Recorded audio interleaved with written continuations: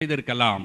ஏன்னா வசனம் சொல்லுகிறது அந்த ஸ்திரீகள் இயேசுவின் கல்லறையையும் அதில் இயேசுவின் சரீரம் வைக்கப்பட்ட விதம், தலை எங்கே வச்சிருக்குது, கால் எங்கே வச்சிருக்கு, எல்லாவற்றையும் விதத்தையும் அவர்கள் பார்த்து பரிமள தைலங்களும் கந்த வர்க்கங்களை ஆயத்தம் பண்ணி கற்பனையின்படி ஓய்ந்திருந்தார்கள். இவர்கள் ஓய்ந்திருந்து அந்த அதிகாலையில் எழுந்து போனார்கள். ஏன் அவர்கள் அதிகாலையில் எழுந்து போக வேண்டும்? நானும் யோசித்து பார்த்தேன், ஏன் அவ்வளோ காலையில் கொஞ்சம் லேட்டாக போகலாமே. ஆனால் அவர்களுக்கு என்ன வேண்டும்? இந்த ஓய்வு நாளில் கற்பனையின்படி ஓய்ந்திருக்க வேண்டும். ஓய்வு நாள் முடிந்த உடனே அந்த ஓய்வு நாளுக்கு முன்பதாகவே இவர்கள் அந்த பரிமள தைலத்தையும் கந்த வர்க்கத்தையும் ஆயத்தப்படுத்தி எப்போ ஓய்வு நாள் முடித ஓடி போயிடலாம். அதிகாலையில் இந்த ஸ்திரீகள் ஒருவராது அதிகாலையில் அவங்க சீஷர்களே யார்ட்டையும் சொல்லவும் இல்லை, எந்த ஆண்களிடத்தும் சொல்லலை, அவங்க ஹஸ்பண்ட்கிட்டையும் சொல்லலை, எஞ்சி ஓடி வந்துட்டாங்க. நானும் யோசித்தேன், ஏன் அவங்க கேட்டிருக்கலாமே, சொல்லியிருக்கலாமே. ஒருவேளை நம்ம இங்கே இருக்கிற பெண்கள் யாராவது தான் இந்த காலத்தில் இருக்கவங்க, அவங்க தான் அந்த காலத்தில் அந்த ஸ்திரீகளாக இருந்தீங்கன்னு வச்சுங்களேன். அப்போது யாராவது ஒருத்தர் கேட்டிருப்பாங்க, எப்பா இனி கொஞ்சம் காலையில் 2 மணிக்கு ட்ராப் பண்ணிடுறீங்களா கேட்டாங்கன்னா அவர் என்ன சொல்லுவார்? அவர் யாரோ ஒருத்தர் அந்த காலரை கொஞ்சம் இப்படி இழுத்து விட்டுக்குவார். பச்சைக்கிளி உனக்கு என்ன பைத்தியமா, 2 மணிக்கு யாராவது கல்லறைக்கு போவாங்களாக்கும்? அவர் சொல்லுவார், இல்லைங்க பெண்கள் சங்கம்லாம் நாங்கள் ஆயத்தப்படுத்தி வைத்திருக்கிறோம், அதனால் போகிறோம். சும்மா சும்மா எனக்கு ஐஎம்எஸ் மீட்டிங் இருக்குது, ஐஎம்எஸ் மீட்டிங் சாயந்தரம் தான், இவர் நைட்டே வரமாட்டேன்ட்டார். அப்படி நான் ஒருத்தர் கட் பண்ணி பார்த்தேன். நம்ம பென்னட் அண்ணன் திங்க் பண்ணி பார்த்தேன், அவங்க வீட்டில் கேட்டிருந்தாங்க என்ன சொல்லுவாங்க? ஐயோ சும்மாருமா, நான் பால் வாங்க போனேன் 6 மணிக்கு. அவர் பரலோகம் போனாலும் சரி, பாம்பே போனாலும் சரி, 6 மணிக்கு பால் பூத்தில் பார்க்கலாம் எங்கள் பென்னட் அண்ணன். போகவே மாட்டேன். ஒரு நம்ம கிறிஸ்டோஃபர் ஒய்ஃப் அவங்க கேட்டிருந்தாங்க, ஏனுங்க என்னை கொஞ்சம் கல்லறையில் ட்ராப் பண்ணுறீங்களா 2 மணிக்கு? அட போமா, 6 மணிக்கு காஃபி குடிக்காமல் வீட்டை விட்டு வெளியே போக மாட்டேன். ஒரே அடி அடிச்சிருப்பார். அதுக்கப்புறம் நம்ம பிரதாப்பெல்லாம் கேட்டுக்கவே வேண்டாம். காலையில் கேஸ் இருக்குது, நான் கோர்ட்டுக்கு போகணும், அங்கே கேஸும் கிடையாது, முருகேசும் கிடையாது, சும்மாவாது. ஆக சொல்வதற்கு முன்னாலே போகிறேன் என்று சொல்லக்கூடிய நெல்சன் ராஜ்குமார் அங்கே இல்லை. என்ன செஞ்சிட்டாங்க? அவங்களே போயிட்டாங்க. அதிகாலை எந்திரிச்சு போய் பார்த்தாங்க, இயேசுவின் சரீரத்தை காணவில்லையா. யாரை தேடி போனீங்க? இயேசுவை தேடி போகவில்லை, இயேசுவின் சரீரத்தை தேடி போனார்கள். அந்த சரீரம் அங்கே பார்க்க அங்கேயும் இல்லை. அவளுக்கு துக்க முகத்தோடு தரை நோக்கி பார்த்து கொண்டிருக்கின்றார்கள். அப்பொழுதுதான் தூதன் சொல்லுகிறார், அவர் இங்கே இல்லை, அவர் உயிர்த்தெழுந்தார். மேலும் அவர் சொல்லுகிறார், நீங்கள் உங்களுக்கு முன்னே கலிலேயாவுக்கு போவேன் என்று சொன்னதை நினைவு கூறுங்கள். இந்த ஸ்திரீகளுக்கு இதெல்லாம் சொன்ன உடனே மனசுல ஒரு பயம், ஒரு அதிர்ச்சி, ஒரு சந்தோஷம் எல்லாம் கலந்து திரும்பி ஓடி போறாங்க. அவங்க ஓடி போகும்போது அவங்களுடைய மனம் எப்படி இருக்கும்? ஒரு பாடலை பாடிக்கொண்டு போனாங்க. அப்போ ஃபர்ஸ்ட் அந்த பாடல் என்ன பாடியிருக்காங்கன்னா, காணவில்லை காணவில்லை கல்லறையில் காணவில்லை, கத்தரின் சரீரத்தை காணவில்லை, காணவில்லை காணவில்லை கல்லறையில் காணவில்லை, கத்தரின் சரீரத்தை காணவில்லை. ஐயோ கத்தரின் சரீரத்தை காணவில்லை, கத்தரின் சரீரத்தை காணவில்லை. ஐயோ அதிகாலையிலே நாங்கள் கையில் கல்லவர்களோடு அழுது கலங்கி கல்லறைக்கு ஓடி போனோம். ஆனால் கல்லறையில் கல்லு புரட்டி தள்ளப்பட்டு இருக்க உள்ள பார்த்த கத்தரின் சரீரம் அங்கு இல்லை. காணவில்லை காணவில்லை கல்லறையில் காணவில்லை, கத்தரின் சரீரத்தை காணவில்லை. ஐயோ கத்தரின் சரீரத்தை காணவில்லை, கல்லறையில் கத்தரின் சரீரத்தை காணவில்லை. ஐயோ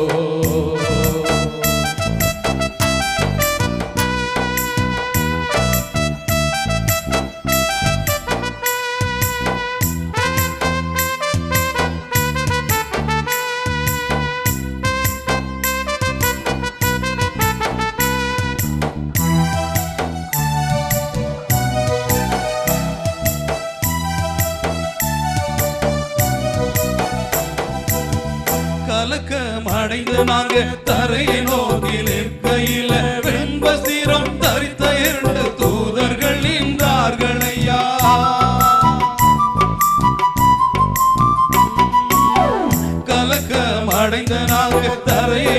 நோக்கி நிற்கையில வெண்வஸ்திரம் தரித்த 2 தூதர்கள் நின்றார்கள் ஐயா.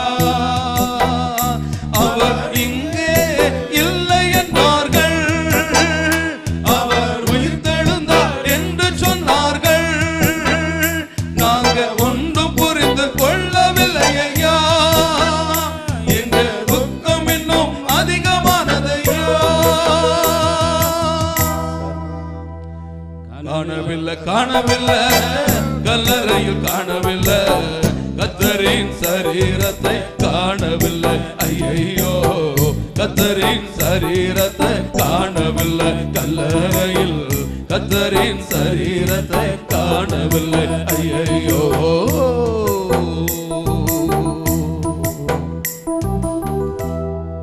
இப்படி பாடிக்கொண்டே போனவர்கள் அங்க 11 வருடத்திலும் மற்றொரு இடத்தில் சொல்லுகிறார்கள், இந்த மாதிரி கல்லறைக்கு போயிட்டு வந்தோம், அங்கே இயேசுவின் சரீரத்தை காணவில்லை. தூதர் சொல்லுகிறார், அவர் இல்லை, அவர் உயிர்த்தெழுந்தார். அவங்க என்ன சொல்றாங்க?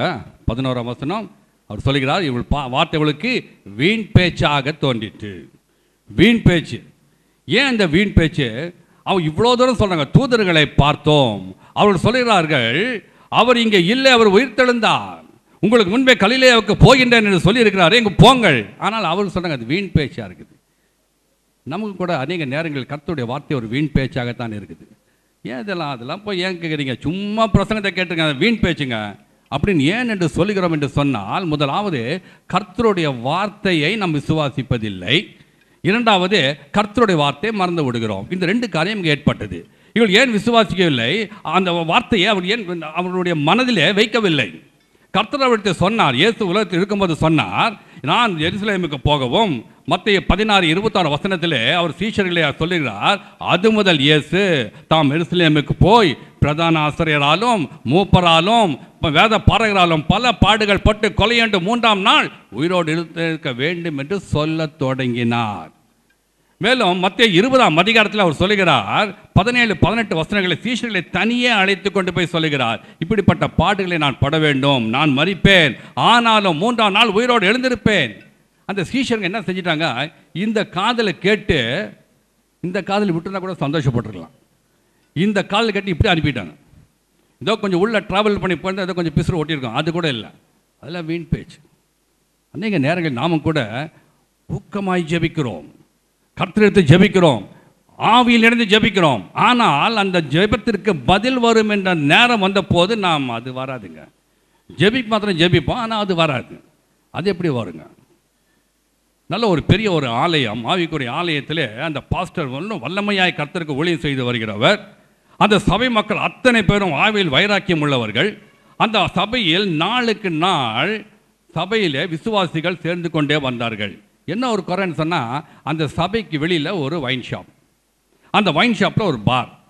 அப்போது அந்த கர்த்தை அறியாதவர்கள் நிறைய பேர் அந்த பாரில் போயிட்டு தான் ஆலயத்துக்குள்ளே வராங்க. சபை மக்களுக்கு கோவம் வந்தது. ஆனால் பாஸ்டர் சொன்னால் வெயிட் பண்ணலாம், கர்த்தை அறியவில்லை இல்லையே, அறிந்தாலும் அப்படி செய்ய மாட்டார்களே, அவருக்காக ஜெபிக்கலாம். ஜெபித்து பார்த்தாங்க, அப்பவும் கொஞ்சம் பேர் திருந்துவதாக இல்லை. பாஸ்டரும் நேரம் போய் அந்த வைன் ஷாப் ஓனர்ட்டே சொல்லிட்டார், நீ இடத்த காலி பண்ணு, இந்த நீங்கள் வச்சுட்டு இருக்க எங்களால் எங்களுக்கு ரொம்ப கஷ்டமாக இருக்குது, நீ இடத்த காலியாக பண்ணி வேணும், இடத்த காலி பண்ண. என்னங்க நீங்கள் சொல்கிறீங்க? வியாபாரமே உங்களால் தான். ஆமாம், கிறிஸ்துமஸ் நியூ இயர் வந்தால் நீங்கள் தான் வியாபாரம் பண்ணி என்ன போய் தொலை சொல்கிறீங்களே, இடத்த காலி பண்ணுங்க சார், கிளம்பு காற்று வரட்டும்னு அனுப்பி விட்டாங்க. அப்போ சபை பாஸ்டர் சொன்னார், நாங்கள் ஜெபித்து கர்த்தரிடத்தில் ஜெபிக்கணும், அவர் பதில் சொல்வார், நீங்கள் எங்கே வேணால் போய்ங்க சார். போயிட்டாங்க. ஆனால் அந்த ஃபைன் ஷாப் உனக்கு ஒரு பயம், இவங்க கிறிஸ்தவங்களாச்சு, ஜெபிச்சா பதில் கிடச்சிருமே இவங்களுக்கு, சரி வந்தால் பார்த்துக்கலாம் விட்டாங்க. பாஸ்டரையா போனார், ஜெபித்தார், உபாசித்தார்கள், ஊக்கமாய் ஜெபித்தார்கள், கர்த்தர் புயலை அனுப்பினார். அந்த புயல் வந்து அந்த வைன் ஷாப்பை முழுவதுமாக சேதப்படுத்தி விட்டது. காலையிலேருந்து அந்த வைன் ஷாப் ஓனர் பார்க்குற, ஐயோ எல்லாம் முடிஞ்சிருச்சா? டெஃபினட்டாக இந்த கிறிஸ்தவங்க வேலை தான். இவங்க தான் என்ன செய்வாங்க, முழங்கால் போட்டு ஜெபிப்பாங்க, பதிலை கிடச்சிட்டு இதெல்லாம் தான் ஆகிப்போச்சு அப்படின்னு சொல்லி கர்த்தரிடத்தை சரணடைவார்னு சொல்லி பார்த்தா அவர் கோர்ட்டுக்கு போயிட்டார். $1 lakh இவங்க மேலே நஷ்ட ஈடு போடணும், இந்த சர்ச்சு மேலே போட்டார். ஜட்ஜு கூப்பிட்டார், சபை மக்கள் இருந்தாங்க, அந்த வைன் ஷாப் ஓனர் இருந்தார். ஜட்ஜு கேட்குறாரு, இந்த மாதிரி உங்கள் மேலே ஒரு அக்யூசேஷன், நீங்கள் ஜெபித்தீர்களாம், கர்த்தர் உங்கள் ஜெபத்தை கேட்டு ஒரு புயலை அனுப்பினார், புயலை அனுப்பி இந்த வைன் ஷாப் எல்லாம் இடிஞ்சு விழுந்தது, $1 lakh உங்களை கேட்குறாரு. என்ன ஜட்ஜ் ஐயா அவர் சொல்கிற நீங்கள் நம்புறீங்களா? ஜெபிச்சோன்னா ஜெபிச்சா பதில் வந்துடுமா? அதுவும் புயல் வந்துடுமா? நாங்கள் அவர் சொல்கிற நீங்கள் நம்புறீங்க? இல்லை இவங்க ஜெபிச்சனால தான் இப்படி வந்துச்சுன்னா அடித்து சொல்கிறாரு. கிடையவே கிடையாது. சீதோஷ நிலையை யாராக மாற்ற முடியுமா? எவ்வளோ கஷ்டப்பட்டு சொல்கிறாரு ரமணே, இடியுடன் கூட மழை பெய்யுன்னு சொல்லி ஸ்கூலெல்லாம் லீவ் விட்றாங்க. 10 மணிக்கு கிரிக்கெட் விளையாடுறாங்க பசங்க ரோட்டில், வெயில் அடிக்குது. சீதோஷ நிலையை அவராலே மாற்ற முடியல, நாங்கள் எப்படி மாற்ற முடியும்னு சொல்லி விடாப்படியாக நிற்கிறாங்க. ஆனால் ஜட்ஜு சொன்னார், ஒரு புறஜாதியான், கர்த்தரை அறியாதவன், அவன் சொல்லுகிறான் ஜெபத்திற்கு பதில் கொடுக்கிற தேவன் இயேசு என்று, ஆனால் நீங்களோ இல்லை என்று சொல்கிறீங்களே. அநேக நேரங்களில் நம்ம அப்படி தான் செஞ்சு விட்றோங்க. அப்படி அல்ல. ஜெபத்திற்கு பதில் கொடுக்க வல்லமையுள்ள தேவன் நம்முடைய தேவன். ஜெபத்திற்கு பதில் கிடைத்தாலும் கிடைக்காவிட்டாலும் கிடைக்காததும் தேவனிடத்திலிருந்து பெற்ற பதில் தான். புதிய ஏற்பாட்டில் அப்போஸ்தலர் நடவடிக்கைகள் 16ஆம் அதிகாரத்தில் ஒரு 12ஆம் அதிகாரத்தை எடுத்துக்கொள்ளலாம்.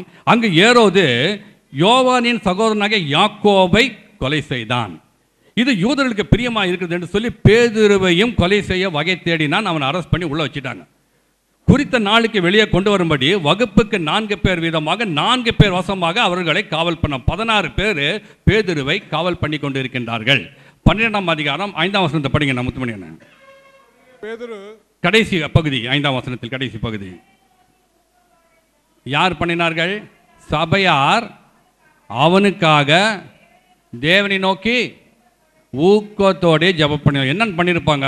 ஆண்டவரே அவர் எப்படியும் அவுட்டு, அதனால் அவருக்கு நாங்கள் சாந்தி அடையும் அப்படி ஜெபம் பண்ணியிருப்பாங்க. ஆண்டவரே அவரை விடுதலையாக்க வேண்டும். ஏற்கனவே யாக்கோபு போயிட்டாரு, இங்கே பேதுருவை நாங்கள் விடுறதுக்கு தயாராக இல்லை. ஊக்கத்தோடு, மேடம் ஊக்கத்தோடு தானே தூக்கத்தோடுவா? ஊக்கத்தோடு, ஊக்கத்தோடு ஜெபிக்கிறாங்க. அப்போ ஜெபிக்கும் போது அந்த பதில் அவருக்கு ரொம்ப சந்தோஷம், ஜெபில் வந்துடும் சொல்லி. இப்போ இவங்க ஜெபித்த போது கர்த்தர் ஒரு பூமி அதிர்ச்சியை உண்டாக்கினார். அவர் நேரம் ஒரு தூதன் இறங்கினார். இறங்கின போது பேதுருவின் கைகள் இந்த சங்கிலிகள் எல்லாம் கண்டு விழுந்து விட்டது. கதவுகள் திறக்கப்பட்டது. இவன் அந்த மெயின் டோரும் திறந்து விட்டது. கர்த்தருடைய தூதன் பேதுருவை வெளியில் நடத்தி ஒரு தெருவில் போய் விட்டு போயிட்டார். அப்போ அவர் நினைவு வந்த போது, ஓ கர்த்தருடைய தூதன் என்னை விடுவித்தார் என்று சொல்லி யோவான் என்ற மார்க் என்ன மறுபெயர் உள்ள யோவானுடைய தாயின் வீட்டிற்கு போகிறார். 12ஆம் வசனம் படிங்க. மார்க் என்னும் பேர் கொண்ட மரியாள் வீட்டிற்கு போனால் அங்கே என்ன செய்கிறாங்க? அங்கே ஆல் நைட் ப்ரேயர் நடக்குதுங்க. அங்கே ஆல் நைட் ப்ரேயர், இங்கே டே நைட் ப்ரேயர். பேதுருக்காக அவ்வளோ ஊக்கமாய் ஜெபிக்கிறார். ரொம்ப சந்தோஷமாக தான் இருந்துச்சு. ஜெபத்திற்கு பதில் பேதுரு வந்துட்டார். கதவை தட்டுறாரு. அப்போது ரோதை ரொம்ப ரோதனை பண்ணிட்டான். அந்த ரோதை கேட்குறா, பேதுரு வந்திருக்காரு. அப்படியா? ஜெபத்துக்கு பதில் கிடச்சிருச்சுங்க. அலேலு ஒருத்தரும் சொல்லல. நீ பிதற்றுகிறாய். எப்படி இருக்கு பாருங்க. அங்கே ஆல் நைட் ப்ரேயர், இங்கே டே நைட் ப்ரேயர். ஊக்கமாய் ஜெபித்தார்கள். சபையார் அவங்களை ஜெபித்து கொண்டு இருக்கிறார்கள். ஜெபத்திற்கு பதில் வந்த உடனே இல்லைங்க அதெல்லாம் கிடையாது, நீ பிதற்றுகிறாய். அது எப்படி வந்துடுவார்? பிதற்றுகிற நினச்சி பாருங்க. அவங்க அது எப்படி வந்துடுவார்? பேதுரு அவர் தான் 16 பேர் அவரை காத்து கொண்டு இருக்காருங்க. எப்படி வந்துடுவார்? அப்போது நாம் ஜெபத்திற்கு எப்படியெல்லாம் பண்ணுகிறோம்? அப்போ இப்படியாக நாம் அந்த ஆண்டவருடைய வார்த்தையை நாம் விசுவாசிக்காமல் இருப்பதினால்தான் நமக்கு இந்த வார்த்தைகள் வீண் வார்த்தைகளாக கொண்டுகிறது. சில வார்த்தைகளை நாம் மறந்து விடுகிறோம். கர்த்தருடைய வார்த்தையை நம் மனதில் வைக்க வேண்டும். அந்த கர்த்தர் கொடுத்த வாக்கு தத்துவம் வரும். கர்த்தர் வாக்கு தத்துவத்தை கொடுத்தால் அந்த வாக்கு தத்துவம் இந்த சூழ்நிலையை பார்க்கும் பொழுது அந்த வாக்கு தத்துவம் நிறைவேற எந்த விதமான சான்ஸும் இல்லை. ஆனால் அந்த வாக்கு தத்துவம் நிறைவேற வேண்டும் என்று சொன்னால் நாம் என்ன நினைக்கிறோம்? ஆண்டவருடைய சூழ்நிலை மாறல, இந்த வாக்கு தத்துவம் மாதிரி கொஞ்சம் வேறு ஏதாவது வாக்கு தத்துவம் கொடுங்க, வேறு ஏதாவது பாருங்கள், வேறு ஏதாவது நல்ல வாக்கு தத்துவம் மாதிரி தானே அப்படி சொல்கிறோம். அப்படி அல்ல. இந்த வாக்கு தத்துவம் சொன்னவர் வாக்கு மாறாதவர். அந்த வாக்கு மாறாத அந்த வாக்கிற்கு ஏற்றால் போதான் இந்த சூழ்நிலை மாறும். அதை நாம் புரிஞ்சுக்கணும். ஆனால் நாம் என்ன செய்கிறோம்? வாக்கு தத்துவம் அப்பப்போ மறந்து விடுகிறோம். எதை மறந்து விடுமோ அதை நாம் மறப்பதில்லை. எதை மறக்கக்கூடாது ஈஸியாக மறந்து விடுறோம். மற்றொரு இடங்கள் ஏதாவது ஒரு சின்ன தவறு செய்தால் அதை மறப்பதில்லையே. ஒரு மன்னிக்கும் குணம் நமக்கு இல்லையே. எப்போவா இருந்தாலும் அவன் சொன்ன அவன் கேட்கவே மாட்டேன். எனக்கு தெரிஞ்ச ஒரு 94 இயர்ஸ் ஒரு ஆண்டி சொல்கிறாங்க, நான் அந்த பொண்ணுகிட்ட எந்த பொண்ணுன்னா அவங்களுக்கும் 94 இயர்ஸ் தான். நான் பேசவே மாட்டேன், செத்தா கூட பேச மாட்டேன். செத்தா தான் பேச போகிறதே இல்லையே, செத்தா கூட பேச மாட்டேன். ஏன் அப்படி ஏன் ஆண்டி சொல்கிறீங்க? இந்த வயசான காலத்தில் இப்படி பண்ணுறீங்க? அவன் என்ன தடவை செஞ்சான்? 1944 நவம்பர் மாதம் 4ஆம் தேதி ஞாயிற்றுக்கிழமை 4 மணிக்கு 4 வார்த்தை நறுக்குன்னு 4 பேர் முன்னால் கேட்டான். நான் மறப்பேனா? எப்போ? நான் 44 இயர்ஸ் இன்னும் மறப்பதில்லை.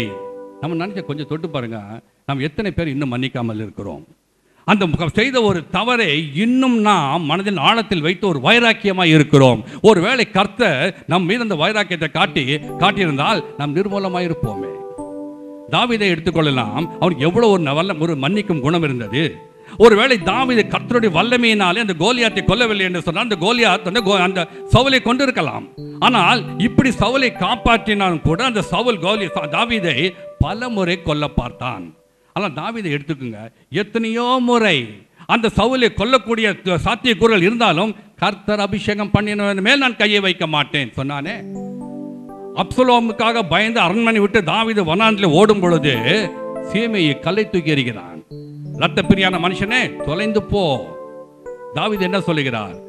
தாவீதை தூஷிக்க வேண்டும் என்று சீமைக்கு கர்த்தர் கட்டளையிட்டு இருக்கிறார். Keep quiet. அவர் சொல்லவில்லையா?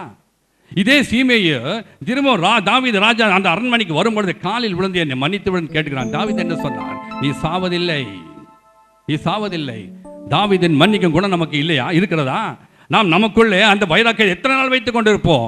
நாம் இன்னும் பார்ப்போம், இன்னும் சவுலை போல அந்த வைராக்கியமான பிறனை மன்னிக்க முடியாத சுய நீதி உள்ள கூட்டத்தில் இருக்கிறோமா, அல்லது தாவீதை போல மன்னிக்கும் கூட்டத்தில் இருக்கிறோமா? Touch your heart and find out which group you belong to.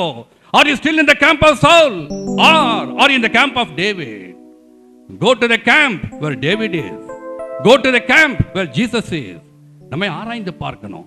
இப்படி நாம் மறக்காமல் இருக்கிறது போல தான் இந்த சீஷர்களும் எல்லாவற்றையும் மறந்து வீண் பேச்சாக, இப்படி இந்த வீண் பேச்சாக தோன்றின வீண் பேச்சாக எடுத்துக்கொண்ட அந்த அவர்களில் 2 பேர் எருசலேமிலிருந்து எம்மாவூருக்கு போகின்றார்கள்.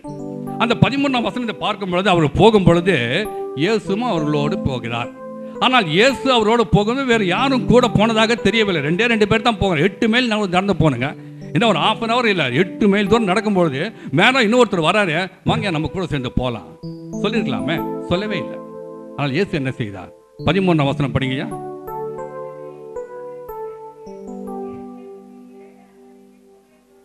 8 மைல் தூரமான எம்மாவூருக்கு போனார்கள்.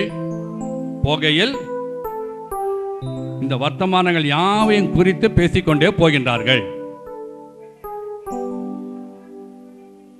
சம்பாதித்துக் கொண்டிருக்கையில் இயேசு தாமே அவர்களோடு சேர்ந்து கொண்டார். இவர்கள் யாரும் இயேசுவை அழைக்கவில்லை, ஆனால் இயேசு தாமே அவர்களோடு சேர்ந்து கொண்டார். எப்படி? அதுதான் நம்ம ஜீசஸுடைய ஸ்பெஷாலிட்டி. அநேக நேரங்களிலே இந்த துன்பம் அகதியானதினாலே, இந்த துன்பத்தின் மிகுதியினாலே நாம் அநேக நேரத்தில் பின்வாங்கி போகிறோம். இயேசுவிடத்தில் ஜெபிக்க நாம் மறந்து விடுகிறோம். நம் ஜெபிக்க அந்த ஆவி நமக்குள் இல்லை. ஆனால் கர்த்தர் முகத்தை பார்க்கிறவர் அல்ல, உள்ளத்தை பார்க்கிறவர். அவர் தாமே அவர்களோடு சேர்ந்து கொண்டார். இப்படியும் கூட இந்த நாளிலும் கூட இப்படிப்பட்ட ஒரு சூழ்நிலையில் கடந்து சொல்லிக் கொண்டிருக்கிறோமா? ஒருவேளை நாளை தினத்திலே நான் அவரை பார்த்தால் ஒரு வெட்கப்பட வேண்டிய ஒரு சூழ்நிலை ஆயிற்று. நாளை தினத்தை நான் எப்படி சந்திப்பேன் என்ற ஒரு சூழ்நிலை நம்ம இருக்கின்றோமா? நமக்கு ஒரு நல்ல செய்தி, இயேசு தாமே நம்மோடு சேர்ந்து கொள்கிறவர். ஒருவேளை நாம் அவரை அழைக்கவில்லை, அவர் தாமே சேர்ந்து கொள்கிறவர். நான் தேடி போகவில்லை, என்னை தேடி வந்தாரையா. நான் தேடி போகவில்லை, என்னை தேடி வந்தாரையா. எந்தன் இயேசுவே, எந்தன் இயேசுவே, எந்தன் இயேசுவே, எந்தன்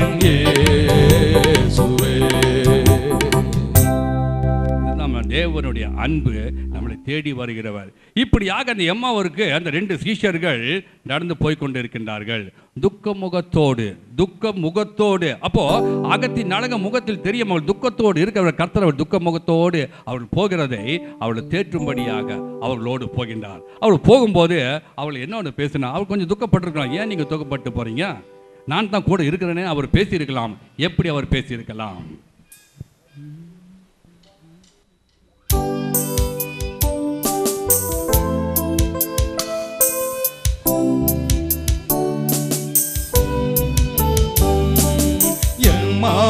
சீசரே, எங்கே போகின்றீர்கள்? எங்கே போனதுவும் விசுவாசம்? எம்மாவோ சீசரே, எங்கே போகின்றீர்கள்? எங்கே போனதுவும் விசுவாசம்? அழுது புலம்பி அவிசுவாசத்தை உங்களில் நீங்களே வளர்த்து கொண்டீர்களே.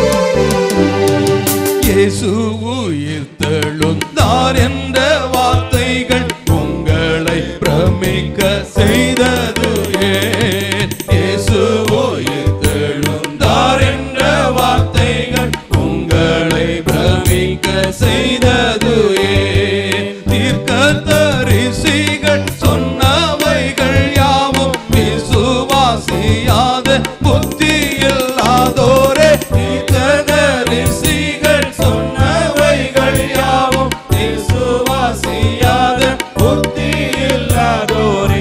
எம்மாவூர் சீசரே எங்கே போகின்றீர்கள்? எங்கே போனது உம் விசுவாசம்? எம்மாவூர் சீசரே எங்கே போகின்றீர்கள்? எங்கே போனது உம் விசுவாசம்? எங்கே போனது உம் விசுவாசம்? எம்மாவூர் சேஷர்களோடு எம்மாவூருக்கு வந்துட்டோம். அங்கே எருசலேமில் கொஞ்சம் பேர் விட்டு வந்தோமே, அவங்க கொஞ்சம் போய் பார்க்கலாம். அந்த எருசலேமில் இந்த ஸ்திரீகள் ஓடி போகிறாங்க. என்னென்னமோ சொல்லியிருப்பாங்க, வீண் பேச்சாக கொண்டினது. இப்போது மத்திய 28:8 வசனத்தை எடுத்து வாசிப்போம். மத்திய 28:8. அவர்கள் பயத்தோடும் மகா சந்தோஷத்தோடும் சீக்கிரமாய் புறப்பட்டு அறிவிக்கப் போகிறார்கள். போகிற பொழுது இயேசு அவர்களுக்கு இயேசு தாமே அவர்களுக்கு எதிர்பட்டு வாழ்க. இயேசுவை தேடி அவர்கள் பயத்தோடு சீர்ஷெடுக்க அறிவிக்க போகின்றார்கள். அவர்கள் போகும்போது இயேசு தாமே அவர்களுக்கு வெளிப்பட்டார். எவ்வளோ ஒரு சந்தோஷமாக இருந்திருக்கும். இயேசுவின் சரீரத்தை தேடிக்கொண்டு போனவர்கள் இயேசுவே அவர்களுக்கு வெளிப்பட்டார். அவர் இங்கே இல்லை என்று சொன்னபோது சந்தேகத்தோடு பார்த்தவர்கள் இப்பொழுது இயேசுவை பார்த்து விட்டார்கள். ஒரு காலத்தில் கேட்டிருக்கலாம், என்ன இயேசு இயேசுன்னு பின்னாலே போயிட்டுருங்களே, என்ன உங்களுக்கு வேறு வேலை கிடையாதா? அவளுக்கு சொன்னாங்க, இயேசு அவர் மரித்தோரை உயிரோடு எழுப்புகிறார், பாவத்தை குறித்து பேசுகிறார், பரிசுத்தமாக ஜீவிக்கிறார், ஆகவே அவர் பின்னாலே போகிறோம் என்று சொன்னார்கள். ஆனால் இப்போ இயேசு இல்லைன்னு நாளைக்கு போய் கேட்பாங்களே, நான் எங்கே போய் என்ன கேட்குறது? அதே ஆள் நாளைக்கு கேட்க போகிறான், என்ன இயேசு இயேசுன்னு போனீங்களே, அவர் தான் செத்து போயிட்டாரு கேட்பாங்களே. அந்த துக்கத்தோடு அவர்கள் போய்கொண்டு இருக்கும் பொழுது இயேசு தாமே அவர்களுக்கு வெளிப்பட்டார். வெளிப்பட்ட போது இயேசுவை பார்த்துட்டாங்க. அதுக்கு முந்தி அவங்க ரொம்ப கஷ்டமாக பாடினாங்க, காணவில்லை காணவில்லை கல்லறையில் காணவில்லை, கர்த்தரின் சரீரத்தை காணவில்லை. இப்போ அவங்க சந்தோஷம் ஆயிட்டாங்க. இப்ப கண்டு விட்டாங்கல்ல, கண்டுவிட்டோம் கண்டுவிட்டோம் கர்த்தரையை கண்டுவிட்டோம், உயிர்த்தெழுந்த இயேசுவை கண்டுவிட்டோம். அல்லேலூயா, உயிர்த்தெழுந்த இயேசுவை கண்டுவிட்டோம். அல்லேலூயா,